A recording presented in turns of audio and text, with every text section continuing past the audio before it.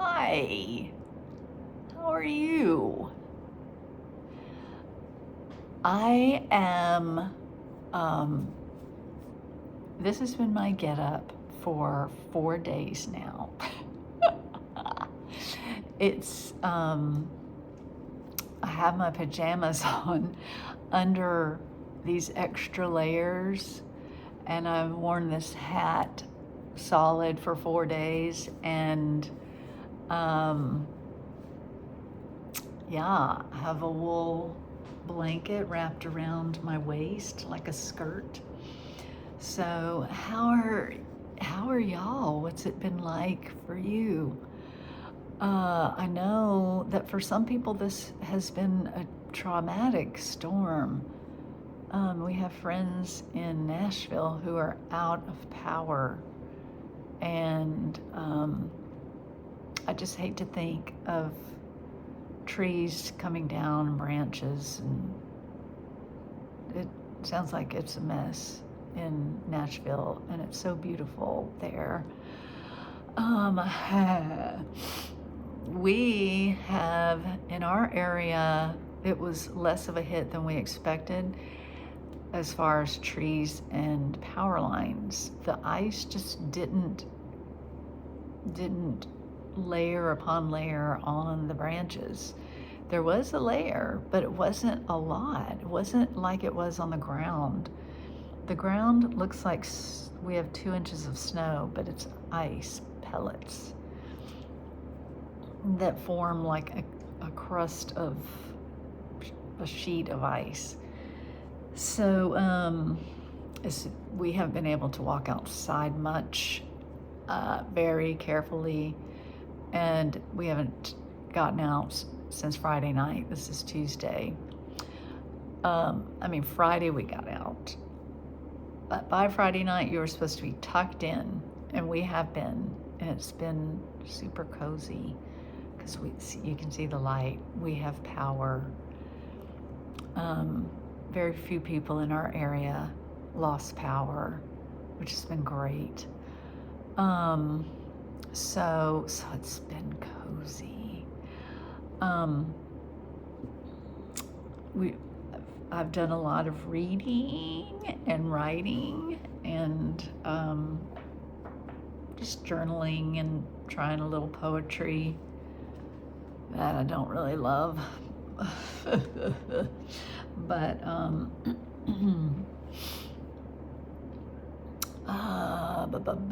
and we've watched some shows and stuff like that. What have you been doing? What's your situation like? I also have friends in California who were untouched by this, and Montana and Minnesota, where they live this kind of stuff. In Texas, though, we don't have the infrastructure for it, but Texas fared okay this time. But my heart and prayers go out to all the people in Arkansas, northern Mississippi and Alabama and Tennessee, and I'm not sure where else. So here's where I am beyond physically what I've been doing, just how I'm doing emotionally and mentally. And so right before the storm was coming, we had to go down to Houston to MD Anderson for an appointment with a specialist, a hematology specialist, because my blood counts, we all have white blood cells in your blood, white blood cells, red blood cells, platelets, and hemoglobin. And these numbers, my numbers are all low. The white blood cells have not been low enough for me to have to quarantine myself. Oh my gosh. It sounds like I'd love quarantining because I've enjoyed this coziness, but no, only when everyone else is also quarantined to their home is it fun. when you're the only one quarantining, isolating yourself at home, and everyone else is out enjoying and living life, it's very mentally darkening. So anyway, I've been so grateful that my white blood count has been in a good range, good enough range. But anyway, so the plan is when I have to go for my next PET scan, it will be 3 months since my last one, and I'll go in late February to get a PET scan, and when I go, I'll also have a bone marrow biopsy, so that the hematologist can see if there's something going on in my bone marrow. That's where your blood is made. I'm sure I'm getting these things slightly off, but I think that's where all these parts of your blood or these cells are made. And so there could be some disease going on or scar tissue. Everybody gets some scar tissue from the chemo that I had massive doses of chemo when I had the transplant in 2023, and then the CAR T-cell therapy in summer of 25. And of course, in 2020, the first time I went through treatment was just a bunch of chemo. All those things can leave scar tissue in your bone marrow. I didn't know that. So he wants to look at the level of scarring that I have, and I don't know that there's anything you can do about it. Yeah. So I'm trying just not to think about it right now, not until I have the bone marrow biopsy. And it's been a blessing because I have been able to just wait and basically be so relieved that I'm not going to be involved in this. I hope I won't ever have to be involved in this trial where they're trying a medication that's used for something else, and they try it on people post-CAR T whose blood counts aren't coming up, aren't recovering. They're trying this medication. But it's an intense thing. We'd have to go down to MD Anderson for weekly. My life would become a medical life again, and Craig's too. So I'm just grateful that we're home to stay until late February. So that's basically where we are. We'll get nervous when the time comes for the PET scan. But I've been so strengthened and blessed in January by Suleika. I think that's how you say her name, or Suleika. I lost her last name.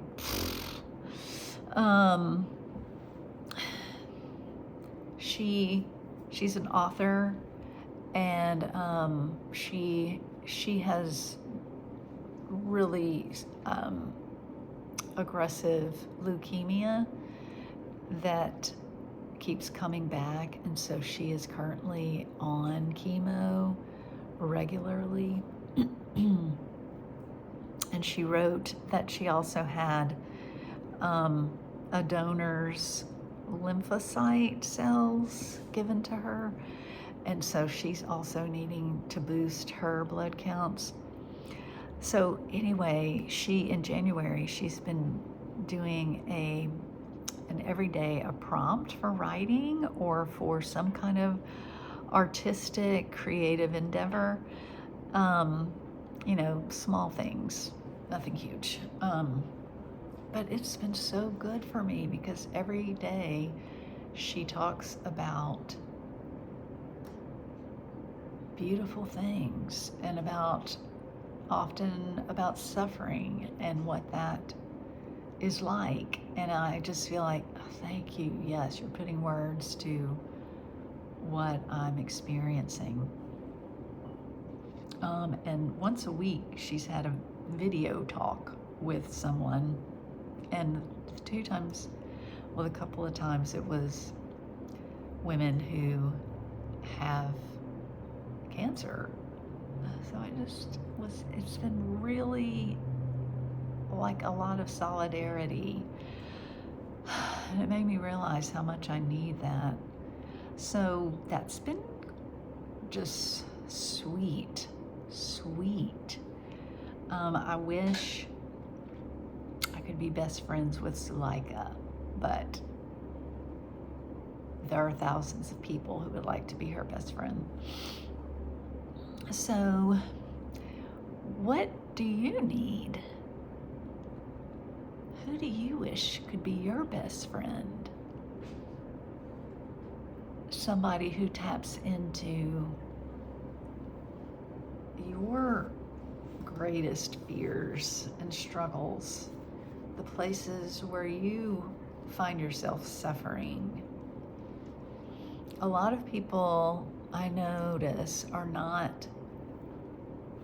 they don't feel like they have a right to say that what they're going through is suffering. But I'm here to tell you that being human is suffering. I know that can sound terribly negative, but it's true, and it's not all that we experience, but every day we ache, don't we? We ache. There's this underground longing for something more, or for something safe. You know, if you deal with fear and anxiety, or something more if you find yourself lacking purpose and meaning. We all ache. And so this morning, sorry, I've been crying, and so I sound nasal. Do I sound nasal? I cried because of what I read this morning, because it touched a very deep place in me, and I wanted to share it and hope to give you something to think about or experience. But I realized, oh my gosh, I'm back in town, and I'm gonna have to go to Bible study this week, and so I get to, but I'm so in hibernation, I forget I'm gonna have to actually be a normal functioning person soon. So anyway, I got out my Bible study, and the reading for the week is this record of Jesus.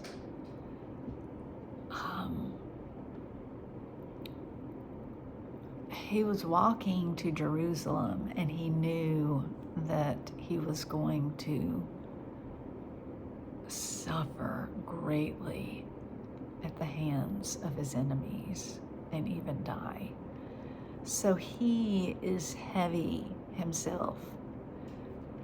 But there are these two men, I think they might be brothers, but it doesn't matter. But they're both blind, and they heard that Jesus was walking by with a bunch of followers, and they started yelling, just crying out and yelling, help me, Master. I can't remember what they called him. I should have had my Bible open. But they cry out, save us, help us. And everybody tried to get them to shut up. Nobody cared about them, and they thought Jesus was too important or something. They didn't want them to bother Jesus. Well, Jesus heard them, and he stopped. And he went over to them, and I just like immediately started seeing myself in the scene and being desperate to be heard and desperate to be seen in my plight. And Jesus, this man of sorrows, walks over and he sees me, and he said, "What do you want me to do for you?"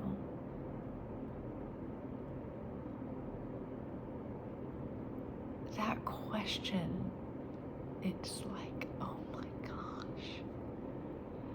And I'm going to tell you what happened, and then I'll come back to that question.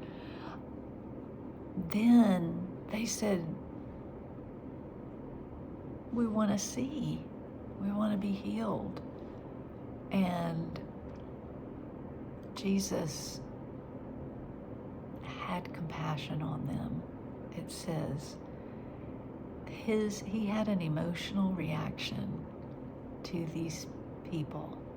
He wasn't just a robot or an administrator. He had an emotional reaction to them. And he felt deep compassion. And so he reached out and touched them. So he touched, and I felt myself being touched. And he healed them, and they could see. And it says, then they followed him. Of course they did. I would be just glued to him. Am I glued to him? Because I have the same offering. So I asked myself, what would I answer to Jesus? I heard him asking, "What do you want me to do for you?" Okay, this is very hard and embarrassing to share, but I just assume that you all have the same stuff. We're all human. It's not going to be the same, but the same.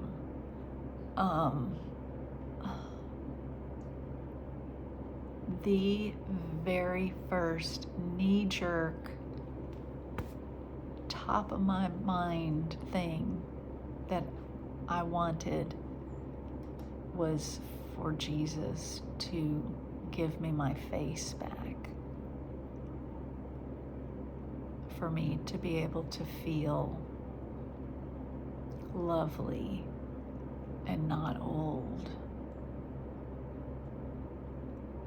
And I felt so vain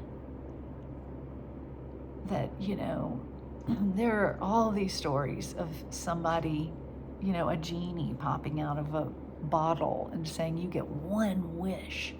What would it be?"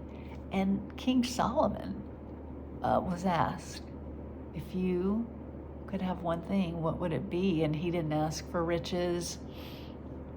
He didn't ask for power. He asked for wisdom. And, he was rewarded, I think, with power and wealth. But I didn't ask for wisdom. I asked for beauty. Oh, man. So first I went through this whole shame thing that I would be so shallow. But y'all, I have been, so granted, okay, so I put on makeup today. I haven't worn makeup for 4 days because we've been gone. I mean, home doing nothing. But I put on makeup. I was sure to put on makeup because I needed to paint myself so that I could look better than I did without it. But I had this hat on because my head's so cold, and every time I'd go to the bathroom these last 4 days and I had no makeup on, and I would just see, all I would see. So I pass a mirror to go to the potty, and I always look in it. I'm tempted to just go put like construction paper over all the mirrors in the house. Do you look in the mirror when you go by, when you're gonna go potty? Potty, sorry. I don't know what word you would use there, but when you have to go to the bathroom and you pass a mirror, do you look in it? Or is this another sign of my vanity? I think my guess is that for women, it's common, and men less common. I need to ask Craig, but I always look in the mirror and pass by, and it just like hits me, in the chest, in the gut, like, oh my gosh. Okay, I'm so old and I'm so unattractive. And I'm gonna tell you, I also turned my camera this direction because when I was another direction, my whole face looked gray and old and gross. And I have no idea what you see now. Same thing. It's all down here. I used to have voluptuous lips, and before scleroderma, I had a wider mouth, and so it was just as I was aging, it was helpful. And then it all tightened up. The wrinkles didn't go away. I got more wrinkles, but it somehow tightened everything to where my mouth got small and my nose got small too. So I don't recognize myself. I mean, that's one thing. It's just sorrow over where is me. But that is aging. That's what we feel when we're aging too. Like, what happened to me? Where is the me that I've always known? So anyway, I was like, Lord, is that what I really want? If I could truly have something, is that what I would want?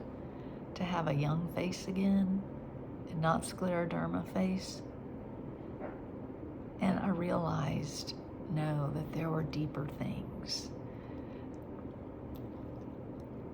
I wanted to have the Spirit to help me write when I try to write poetry and when I try to write essays or stories about my life that might help or touch others. It feels so flat, and I just would love to have the Holy Spirit come and bring magic to my writing. But there was something even deeper. And it was that I could meet Jesus, like literally, that he would meet me and see me and reach out his hand and touch me.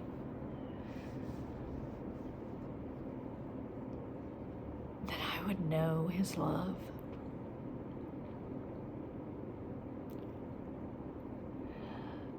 So, and then I thought, I want that for for my children and grandchildren. I want them to know that eternal love, like to be filled and seen and known. And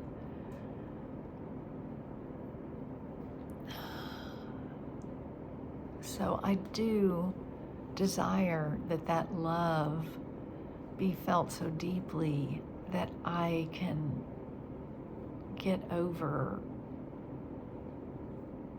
not looking like myself and looking more and more old, less and less interesting. I mean, I think that some old people, their faces are so interesting, I want to nurture that in me, like to notice the interesting patterns of their faces and the eyes inside whatever's drooping and wrinkled. And I have done that for myself. If I do look in the mirror and go, oh, then I look in my eyes. I try to look in my eyes and see God looking in my eyes, loving me. And I want to look in everyone's eyes and see the window to their soul, you know. If people are open to that. I don't want to cross boundaries. But so that is the main thing I wanted to talk about, is my own struggle and with vanity. And I definitely have fear that I'm dealing with about my body. My body feels so weird after scleroderma, and it just reminds me all the time as I move around of what happened to me, and I need healing there too. I mean, I would love Jesus to remove all the what's it called? Anyway, the scar tissue. It's not exactly scar tissue in the same way they say, but it's, I can't remember the words they use, but it's all this stuff laid down in my joints, and I'd like that too. I just feel like God wants to do something through my suffering, in me, releasing things in me. Release and freedom are so huge, and those I want too. What do you want? If Jesus said, what? He stopped, and everybody's like shushing you, and he turns and shushes everyone else and looks at you and sees you and says, what would you like me to do for you? I just think that's such a crucial question that we let sit with us and not answer it too quickly, and not shame ourselves for the answers that come to the surface. We're not going to get anywhere if we just go, no, I'm sorry, I don't want a new vehicle that isn't rusted out and in places and stinks inside and whatever. If you want something material, don't try to just dampen that. Let it come out. And it's in letting these things out that the rest can come out. So I listened to this really pretty song that I found from Yoga with Adriene in January. She's does a weekly yoga segment, and she's been using this particular bit of music, and so I looked it up and I listened to it on repeat this morning when I was thinking about all these things, and it was so beautiful, and it helped me get out why I want my face back. I want to be seen. I want to be accepted. I want to be drawn, people to be drawn to me. And anyway, and out my window, is this white frozen tundra landscape, and the sun had gotten high enough in the sky, but it stays low in the winter, so it's at an angle, and it caused my lawn to be filled with diamonds. And I just felt like God was saying, I hear you, I see you, and I love you. And you're not a monster to want to look different. Don't squelch that. Just let it be what it is. But look for more. Look for more. So I love you guys. I love you so much. I want so much for you to also experience release and freedom and being seen and being loved. Bless you. Bless you. Bye.